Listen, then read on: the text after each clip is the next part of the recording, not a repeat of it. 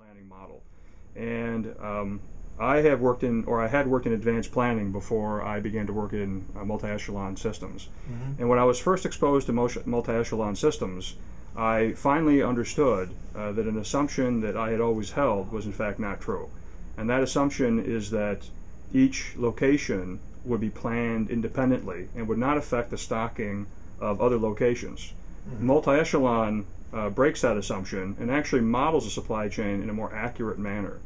So can you talk a little bit about breaking these assumptions when you approach or interact with clients, and some of the feedback that you get, and maybe some areas that I'm not aware of that other models don't model in the same way or in as accurate a way as ToolsGroup?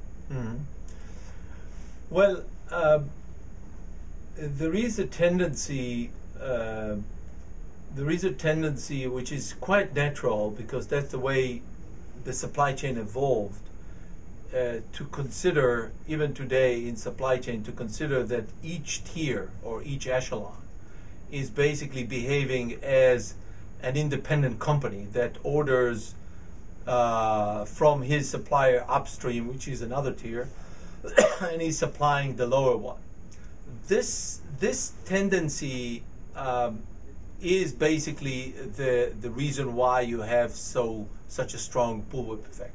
Okay, and even today you have a lot of systems on the market, very important ones without naming them, that have this approach. Each tier orders replenishment upstream and is supplying the orders that he gets from downstream. We have to the correct way that was already indicated in the time of Forrester and later on by Holly is basically to have a very tense demand. So basically you see the demand translating in a time-phased manner, but in a very tense manner across the different tiers from the market. So the demand in the market should be felt immediately at the top, and then you will consider in a later stage what is the inventories that you would like to keep in the different nodes in order to guarantee the service level against the uncertainty of the same demand.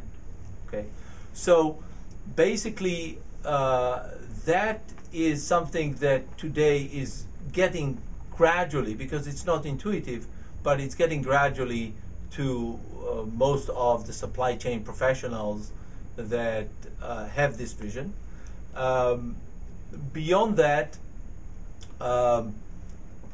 it was a natural thing to consider that when you're supplied from an upstream within the lead time, that supply is certain.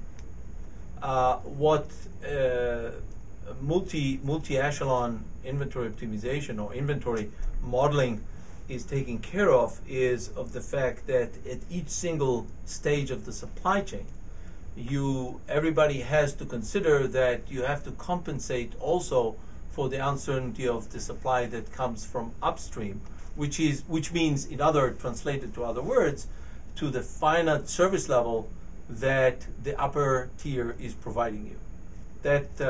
Now, these concepts are not easy to be accepted intuitively, because we were all educated as single tiers and as looking at one tier supplying or receiving from other tiers as independent stages. So that is something that is happening now, but it's not intuitive to that everybody's using it. So you would say there is an education process at most accounts to explain that, in a way, many of these locations, multiple locations, are treated as one location. So that's a theoretical jump that's required of a lot of people who may not be up to date on the latest stuff that's coming out of, let's say, research or schools or so on. Yes, absolutely. And to add to that, the simple concept that is so obvious, that any supply within a specific lead time, okay, is not certain, okay, is not always, even with very modern and advanced inventory models today on the market, is not taking into account. So it's not only that the professionals working in don't find it intuitive. Many times you have real modeling techniques that are basic things are not taken correctly into account. Mm-hmm. And that is not helping, of course, the educational process. Here we receive Joseph's views on how many people that work in supply chain are habituated to the assumption that locations should be modeled as independent islands in the supply network. Joseph also points out that most software actually promotes the well-known Bullwhip effect because the modeling is not sufficiently realistic. He proposes that work by others in this field assert that the best design is for demand at the bottom of the supply chain to be felt immediately at the top. He notes that the old way of thinking about planning is slowly changing, although new multi-echelon concepts can be difficult to grasp, as many supply chain professionals have been trained to accept less realistic assumptions in modeling.